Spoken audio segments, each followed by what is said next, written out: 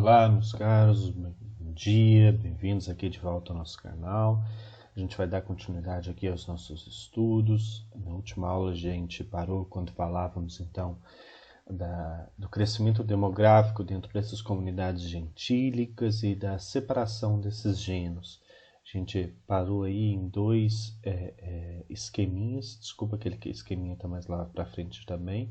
Então a gente parou aqui quando falávamos do crescimento desses gêneros original e da separação desses gêneros em gêneros secundários e gêneros menores. Mas continuando todos eles continuando estando ligados a esse gênero original em função de pertencer a uma mesma família, a um mesmo agrupamento familiar.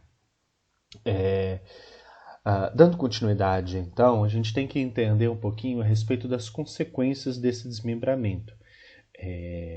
A causa desse desmembramento foi a questão do crescimento demográfico e do surgimento de diferenças entre indivíduos que viviam dentro desses mesmos gêneros, o que levou alguns deles a migrar para outras regiões e a formar outras aldeias que acabavam estando vinculadas a gêneros anteriores. Mas quais foram as consequências? O que surge desse processo? O que esse processo gerou?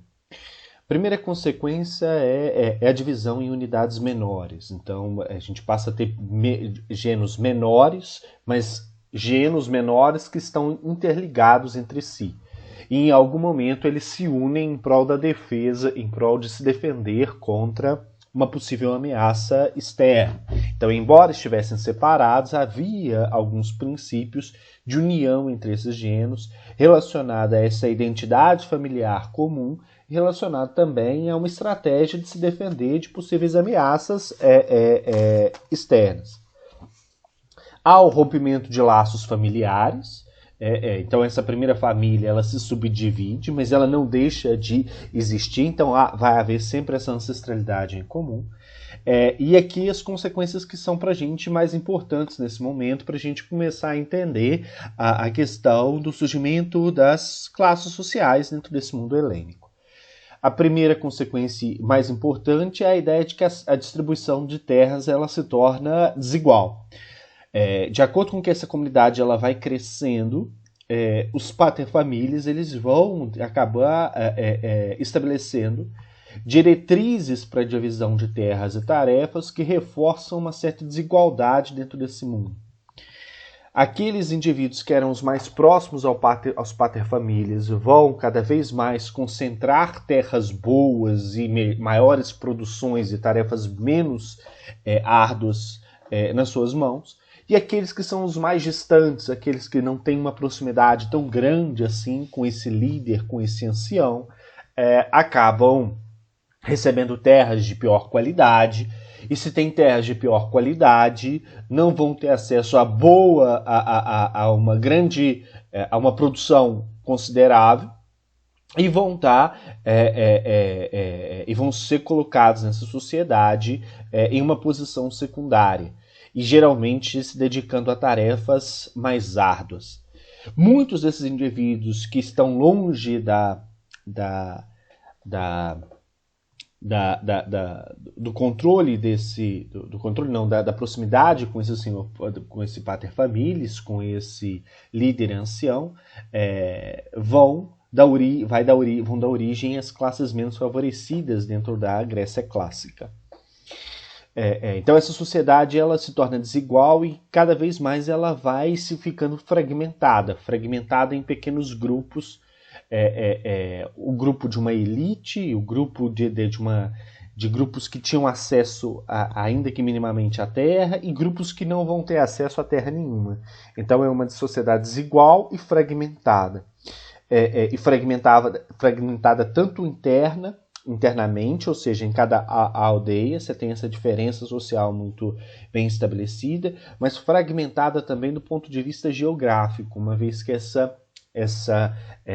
esses gêneros eles se subdividem e em várias regiões a gente vai ter a formação de várias aldeias. E alguns grupos sociais, aqueles que não vão ter acesso a terra nenhuma, passam a viver em uma miséria generalizada, sempre dependendo do outro, sempre dependendo da riqueza do outro ou da benevolência do outro. E quando você tem um grupo vivendo na miséria, um grupo muito grande vivendo na miséria, há o risco constante desse grupo ingressar no mundo escravo, porque quanto mais pobre você fica, quando você não tem condições mais de satisfazer suas necessidades básicas de viver, de morar a partir do seu trabalho, você acaba estando se ligando a outras pessoas ou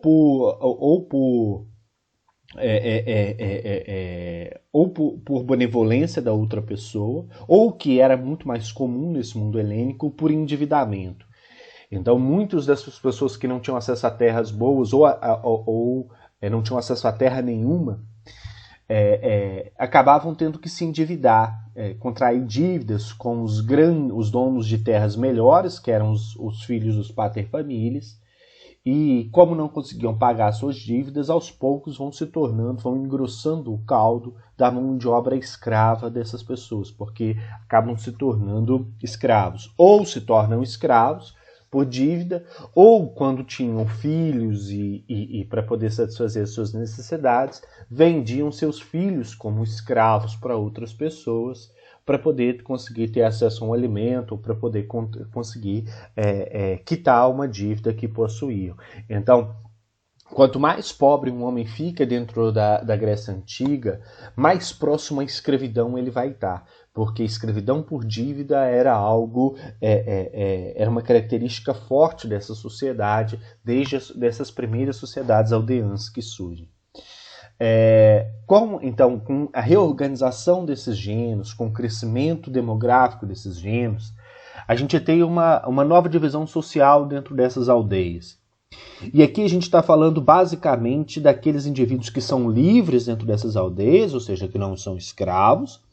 Estamos falando também dos indivíduos que nasceram e cresceram dentro dessas aldeias, que não são forasteiros, que não são imigrantes. São basicamente os membros dessa comunidade, os membros dessa aldeia. Eles passam a estar divididos em 3 grupos sociais. Os eupátridas. Eupátrida em grego significa os bem-nascidos. Daqui para frente, esses eupátridas a gente vai chamar eles de aristocratas. Os aristocratas, então, são esses homens que são descendentes diretos do paterfamilias, que tem um grau de parentesco muito próximo com o paterfamilias, geralmente são filhos, e que por esse grau de parentesco com essa liderança aldeã, eles acabavam recebendo as melhores terras, aquelas terras de planície, aquelas terras mais férteis, e se recebem as terras mais férteis, conseguem fazer prosperar as suas plantações e as suas criações, e assim conseguem fazer renda a partir da terra. E essa é a riqueza que ela é valorizada no mundo helênico, justamente porque ela é considerada a fonte de riqueza antiga, a fonte de riqueza da tradição, que é a posse de terras.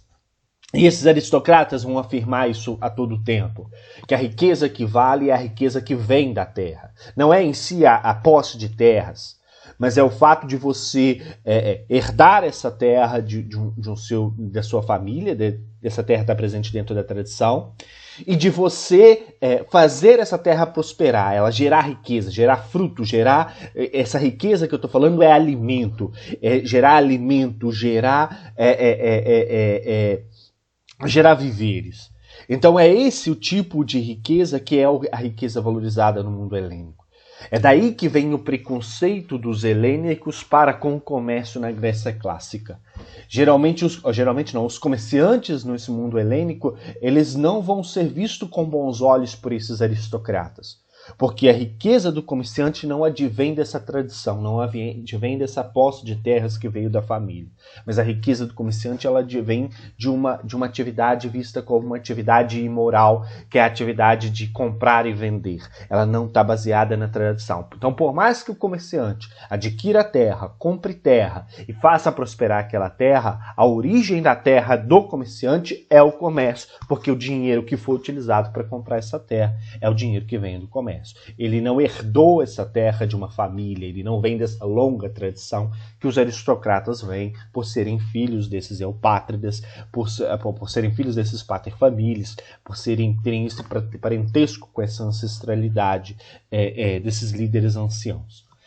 Esses eupátridas, eles recebiam as melhores terras, portanto tinham melhor produção, e monopolizavam também os equipamentos de guerra. E isso é um fator muito importante nesse mundo antigo. Porque a guerra, ela não é só conflito, ela não é só babado, confusão e gritaria. A guerra no mundo antigo, ela é também uma fonte econômica importante, ela é uma fonte de riqueza. Ir para a guerra significa se apossar de terras. Ir para a guerra significa tomar arma do outro. Ir para a guerra significa tomar comida do outro. Ir para a guerra significa tomar metais preciosos do outro. Então, a arte da guerra, a atividade bélica, ela é também uma atividade econômica nesse mundo antigo. Ela também enriquece, ela também empodera, ela também confere importância ao indivíduo. E quem podia ir para a guerra? Quem podia ir para a guerra, quem podia ir para a guerra era todo mundo. Todos podiam ir para a guerra. Mas quem que tinha equipamento para ir para a guerra? Espada, escudo, cavalo. Quem tinha esses equipamentos eram esses aristocratas, era essa aristocracia. Então, a chance deles vencerem um confronto e deles dividirem entre esses bem-nascidos, entre esses aristocratas, o que nós chamamos de butim de guerra, o que nós chamamos de o que nós denominamos butim de guerra, são todas as riquezas que se tem, que se consegue adquirir com uma guerra. A chance deles participarem da divisão desse butim de guerra era muito maior do que das demais classes sociais. Então, o fato de ter terras, de monopolizar a guerra, de ter tarefas mais tranquilas, de executar tarefas mais tranquilas, fez com que esses indivíduos se enriquecessem e se tornassem uma elite, a elite das grandes cidades-estado helênicas. Então, esses eupátridas acabaram, por final, em ganhar um grande poder. Ganharam poder político, ganharam poder político porque pertencem diretamente a essa família desse líder, desse paterfamilias, desse ancião. Ganham poder financeiro porque detêm as melhores terras, monopolizam a questão da guerra, e ganham poder moral porque eram respeitados dentro dessa sociedade, formando assim uma aristocracia que tem o seu poder baseado justamente na posse de terras. É isso que grande poder, e é isso que confere importância a esses indivíduos, conforme eu disse para vocês. Abaixo desses eupátridas estavam os Georgoi. Os Georgoi eram os pequenos agricultores, aqueles donos de pequenos sítios, que geralmente recebiam desse paterfamilias as terras das periferias, as terras dos morros, das montanhas, que eram terras menos férteis. E que, portanto, se eram terras menos férteis, tinham uma menor capacidade produtiva, não gerava excedente de produção, muitas das vezes não conseguia nem produzir nem para o próprio sustento, nem para o próprio alimento. Então esses Georgoi, eles estão muito mais próximos àqueles que não têm terra nenhuma, aqueles que são os marginais, do que dos eupátridas. Justamente porque a terra deles é uma terra pouco fértil, que não produz muito. E qualquer sazonalidade climática, qualquer sazonalidade da própria produção, ou seja, se chove muito, ou se não chove, ou se a produção é atingida por alguma praga, esses Georgoi, eles correm o risco de passar fome. E se passam fome, se não têm acesso ao alimento, a única forma de conseguir esse alimento é conseguindo empréstimos. E aí eles acabam se endividando com os eupátridas, fazendo empréstimos com esses eupátridas, empréstimos de alimento, empréstimos de material, e ao contrair esses empréstimos, ficam ligados a esses eupátridas, não conseguem pagar e acabam se tornando escravos por dívida. Essa seria uma solução. Outra solução para esses Georgoi é se dedicar ao comércio, e tentar a sorte no comércio. E alguns tentam a sorte e conseguem se enriquecer nesse comércio. Mas embora conseguindo ganhar riquezas com o comércio, esses Georgoi nunca conseguem, esses Georgoi que se tornam comerciantes bem-sucedidos, eles não conseguem ser respeitados nessa sociedade, porque não têm a posse da terra como os aristocratas, os eupátridas, o tinham. Então, o destino de um Diorgoi ou é ser Diorgoi, pequeno agricultor para sempre, ou é se tornar escravo por dívida, ou se tornar um comerciante, mas mesmo assim sendo mal visto dentro dessa sociedade. E abaixo dos eupátridas e dos Diorgoi estão os tetas. Os tetas são os marginais. Marginal não no sentido de ser ladrão, de ser bandido, mas marginal no sentido de estar à margem dessa sociedade, justamente porque não possuíam terra nenhuma. Então, ao não possuir terra nenhuma, eles viviam migrando de uma região, de região em região, viriam perambulando pelas ruas e pela área rural da região helênica, à procura de alimento, à procura de abrigo, e muitos desses tetas acabaram se tornando escravos por dívida, vendendo seus filhos como escravos para poder se sustentar. Então, a realidade de um teta, ela não é uma realidade agradável. Abaixo do teta, só os escravos. A nova reorganização da terra. Essa nova organização social, essa divisão social, levou também a uma reorganização do controle das terras. E aos poucos a gente vai percebendo que essa primeira estrutura que a gente viu, que era a estrutura de egenos, uma estrutura que todo mundo se ajudava, ela vai se perdendo, porque essas desigualdades sociais elas vão vindo à tona, e as diferenças elas vão se tornando mais latentes. Então aquela ideia de uma comunidade que se autoprotegia, que ajudava o outro, que não tinha essa produção, ela vai se perdendo. Nesse momento que a gente está falando, quando surgem essas três classes sociais, quando essa posição dessas três classes está muito bem demarcada, essa autoajuda ela já caiu por terra. Nenhum eupátrida ajudava um Diorgoi, ele escravizava aquele que estava endividando ele. Então há o enfraquecimento dessa ideia de comunidade, dessa ideia de gentílica, e a aproximação das lideranças das diversas aldeias. E essas lideranças dessas diversas aldeias é composta justamente por esses aristocratas, por esses eupátridas. Então, esses eupátridas eles se unem de várias aldeias distintas, de vários genos, e formam organizações para se defender contra possíveis invasões externas. Então, logicamente que a gente sempre vai ter uma liderança maior entre esses eupátridas, só que você tem um eupátrida principal, mas você tem vários outros eupátridas secundários que se ligam a esse eupátrida principal. E cada eupátrida, ou cada conjunto de eupátridas, vem de uma aldeia, de um grupo desse familiar de regiões distintas. Isso forma, então, aquela estrutura complexa que a gente viu entre genos, fratria, tribo e demos. Os demos seriam o quê? Seria o conjunto de toda a população de uma determinada região.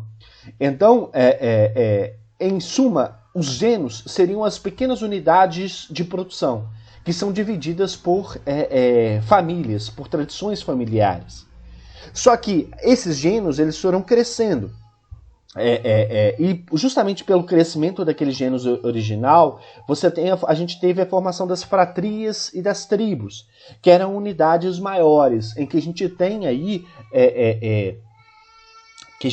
aí um aristocrata, um eupátrida, que acaba liderando um grupo de eupátridas dentro de uma determinada região.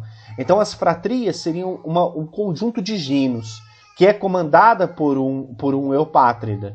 Então, a fratria, eu teria de desenhar aqui para a gente poder entender um pouquinho melhor. Mas é muito isso que a gente está vendo aqui. Ó. Observe aqui. Uma fratria, eu tenho seria... Essa fratria que vocês estão vendo aqui não é separada desses genos. Mas essa fratria é como se esses dois genos aqui tivessem dentro dela. Então, esse esqueminha, ele está até um pouco errado. Então, se a gente tentar colocar esses dois genos aqui, ó, talvez aqui essa representação ela fique muito melhor. Repare o que é uma fratria. Uma fratria é uma reunião de vários gênios. Conseguem observar? Eu tenho na base um indivíduo, correto? O ser. Um conjunto desses indivíduos, um conjunto de indivíduos em uma família formam gênios. Um conjunto dessas famílias, um conjunto dessas tradições, dessas aldeias, vem a formar uma fratria. Que uma fratria seria como se fosse uma família um pouco maior. Então, a gente imagina aqui, olha, um indivíduo, aqui é a família nuclear de vocês. Pai, mãe, filho e os filhos, dentro de um apartamento. Então eu tenho um indivíduo que está no seu quarto e cada apartamento ele representa um gênus, representa uma família. A fratria seria como que se fossem os blocos desses apartamentos. Bloco, o prédio em si. Cada bloco ele é formado por um conjunto de apartamentos, ele é formado por um conjunto de gênios. Dentro de cada um desse apartamento tem como se fosse uma família. Então esse bloco ele é uma unidade administrativa maior. Esse bloco ele tem como se fosse um síndico. Mas esse subsíndico desse bloco, ele acaba estando subordinado, estando ligado aos pais de família de cada um dos apartamentos. Então, o apartamento é como se fosse os gênios, a aldeia, o bloco é como se fosse a fratria, mas existe mais de um bloco dentro de um prédio, correto? Existe mais de um bloco dentro de um prédio, não, dentro de um condomínio. Então, o conjunto de blocos de um condomínio forma a tribo, forma uma tribo de um determinado condomínio. Só que da mesma forma que eu tenho um condomínio, que eu tenho um conjunto desses gênios ali dentro de uma determinada região que estão ligados ao pátria superior, então eu tenho aqui nos gênios o pai de família, na fratria o subsíndico do prédio, da torre, do bloco. Eu tenho aqui o síndico de todo o condomínio, que é o eupátria que lidera isso tudo. O síndico tem ligado a ele os vários subsíndicos que estão aqui nessas fratrias. Os subsíndicos têm ligados a ele os pais de família de dentro desses gênios. Repare como que vai se complexificando de acordo com que a gente vai crescendo e pensando a região como um todo. Só que em um determinado local eu tenho várias aldeias, eu tenho várias fratrias, eu tenho vários conjuntos familiares. Esses vários conjuntos formam o que nós chamamos de demos. O demos nada mais é do que a população de um determinado lugar, de um determinado bairro. Então eu tenho aqui, olha, o indivíduo, o apartamento, o bloco, o condomínio, e aqui eu tenho os demos, que vão ser os bairros, as pessoas que povoam uma determinada região. Dentro de uma região maior, eu tenho vários bairros. Dentro desses vários bairros, eu tenho vários condomínios. Dentro desses vários condomínios, eu tenho vários blocos. Dentro desses vários blocos, eu tenho vários apartamentos. O conjunto de toda essa população de uma grande região forma o que nós chamamos de uma cidade-estado. Uma cidade-estado nada mais é do que uma pequena unidade política completamente independente. Não sei se entenderam. Eu tentei desenhar aqui da melhor forma possível para ficar mais claro. Se não entenderam, depois a gente volta a conversar sobre isso lá no Meet, correto? Então a polis, o que seria a polis? Essa cidade-estado que a gente passa a falar dela a partir de agora. É uma unidade política independente, comandada por eupátridas, por essa aristocracia, independente do ponto de vista político, econômico, legislativo. Então, ela não depende de nenhuma outra região, ela é completamente independente. Que tinha sob o seu jugo uma determinada quantidade de demos, uma determinada quantidade de pessoas. o objetivo do governo dessa polis sempre vai ser garantir os interesses dos eupátridas. Então, o objetivo da administração e do controle de toda essa estrutura que a gente viu é garantir o poder e os interesses dessa aristocracia, desses homens mais potentados dentro desse mundo. Quando a gente termina esse período homérico, por volta do ano de 800 a.C., a gente compreende que existia no território grego uma série de cidades-estado, todas passando por um processo de formação muito parecido com esse que a gente viu aqui agora há pouco. Aí uma definição de polis para a gente poder pensar um pouquinho mais.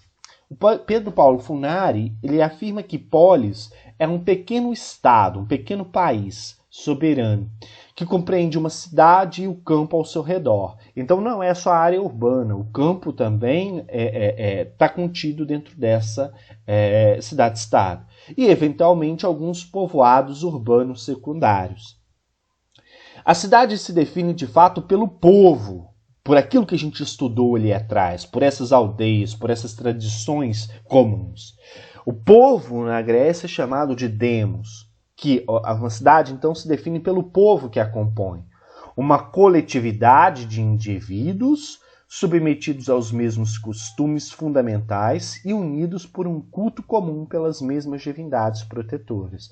Então, o que une esses demos para poder formar uma cidade-estado é justamente essa ancestralidade comum, essa tradição comum, o culto aos mesmos deuses, o pertencimento à mesma família, embora que em condições sociais distintas. E aí, uma outra fala sobre as polis. Em sua maioria, as polis eram cidades fortificadas, ou seja, cidades que eram muradas, que tinham proteção. Por quê? Porque havia conflito entre elas. Na parte mais alta da polis ficava uma espécie de fortaleza e um santuário, que geralmente ou era utilizada para espaços, para reuniões políticas e para sacrifícios religiosos, para encontros religiosos. Essa parte mais alta da cidade era chamada de Acrópole. Como eu disse para vocês, a Acrópole era utilizada tanto para cerimônias religiosas quanto para audiências políticas. Na região central da parte baixa havia uma praça central, que os gregos chamavam de ágora. Então a ágora é a praça central da cidade, é onde as pessoas se encontram para poder discutir, para poder debater ideias. Que pessoas que vão debater ideias nessa ágora? Os aristocratas, porque eles não precisam trabalhar, eles têm escravos, tetas, jorgói para trabalhar para eles. Então eles têm tempo para se dedicar às discussões a respeito da polis, as discussões que nós chamamos de discussões políticas, onde se reuniam os cidadãos. Na periferia, ou seja, nas margens, viviam os trabalhadores agrícolas e os pequenos proprietários rurais. A polis, portanto, englobava a cidade e as terras próximas a ela. Então não é só a área urbana, como eu disse para vocês. Essas cidades, essa população grega, de acordo com que ela vai crescendo, ela vai ocupando um território maior. Vai havendo o processo que nós chamamos da segunda diáspora grega. A primeira foi lá atrás, com aquela invasão dos dórios e a conquista sobre a sociedade creto-micênica, que levou essa sociedade a se dispersar, e a segunda vem justamente desse processo de crescimento. Esses gêneros eles vão crescendo, essas aldeias vão se formando e levando as pessoas a migrar para outras regiões, colonizando as áreas como a Ásia Menor, o litoral do Mar Negro, o sul da Península Itálica, que ficou chamado como Magna Grécia, e parte do sul do território da atual França. Então tudo que vocês estão vendo aqui de marronzinho, passou a ser compreendido como uma região helênica. Repare que Grécia não é só essa península, a Península Balcânica, conforme a gente começou estudando. Grécia é todo esse mundo que vocês estão vendo aqui, achorrado de marrom. Então eu vou ter Grécia aqui, as principais cidades vão estar aqui, Atenas e Esparta, que a gente vai estudar, mas eu tenho aqui a região da Magna Grécia, na Península Itálica, eu tenho gregos aqui na região dos gauleses, na região de hoje é o sul da França, eu tenho gregos aqui ao redor do mar do Mar Negro. Eu tenho gregos aqui no norte do continente africano, aqui próximo no norte do Egito. Então os gregos acabam se espalhando ao redor do Mar Mediterrâneo, justamente depois desse processo aí de crescimento e de expansão deles por essa região. Correto? As consequências da expansão dos gregos por essa região: surgimento de várias cidades, na forma como a gente estudou agora há pouco, a propagação da cultura grega por um vasto território. Os gregos, então, quando se expandem, eles expandem também a sua cultura. Por isso, a cultura romana ela vai beber muito da cultura grega, porque os gregos eles estavam presentes dentro da Península Itálica, quando Roma começa a sua história de formação. Então, a cultura grega ela se propaga ao redor de todo o Mar Mediterrâneo e Mar Negro. E quanto mais os gregos se espalham, mais terras essa nobreza passa a concentrar nas suas mãos. Então, os eupátridas cada vez vão se tornando mais poderosos, porque vão concentrando mais terras nas suas mãos, e os tetas e de Orgói, que já não tinham terra, começa um processo de migração para a procura de terras boas, mas sempre, quase sempre, vão perdendo essas terras para esses eupátridas, para esses aristocratas. Então aqui vale aquela historinha: o rico cada vez fica mais rico e o pobre cada vez fica mais pobre. Dúvidas, perguntas, questões, eu respondo no Meet. Agora a gente tem uma avaliação que vai ficar aberta hoje lá para que vocês possam responder na pastinha de avaliações. Peço a vocês que se dirijam ou à pasta de avaliações ou ao Meet para poder tirar suas dúvidas, tá bom? Obrigado pela atenção de vocês, uma boa semana e até a próxima aula.